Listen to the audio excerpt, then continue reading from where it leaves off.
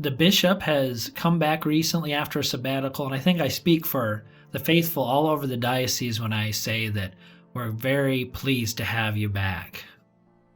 Thank you very much, Russell. It's good to be back. Good to be back home. And I just want to take this opportunity at the beginning of our podcast to thank all of the faithful who've been praying for me over these past 12 months. I've really depended upon those prayers, and I ask the prayers continue because I'm kind of still not 100%, but I'm going in the right direction.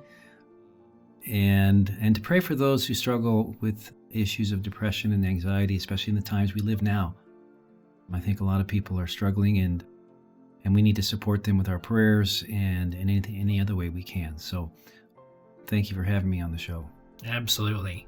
And during this time of the pandemic, I don't know if the laity realize, but priests, many of them, they really depend on having that interaction with their flock. And it's more important now than ever, perhaps, to pray for them, for all of the clergy. Isolation can be a damning thing. Could you speak to that a bit? Absolutely, yeah. In fact, I think that's one of the definitions of pain is disconnection and isolation, because we're meant to be communal, and communion with our brothers and sisters is really the way we're not meant to be hermits. Now, some few people are called to a life of isolation, but most of us are called to a life of community. And it's the same way with our priests. A lot of people I know have struggled because they've been deprived of the community, deprived of the sacraments, especially during the lockdown period. But that's also the same for the priests. Priests have been deprived of their flock, and so they also have experienced this isolation and separation and disconnection with the people they serve.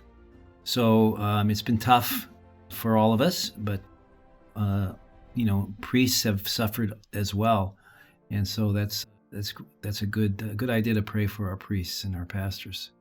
This interview was an excerpt from the February Pro-Life podcast, which is sponsored by Lincoln Right to Life and Nebraska Right to Life.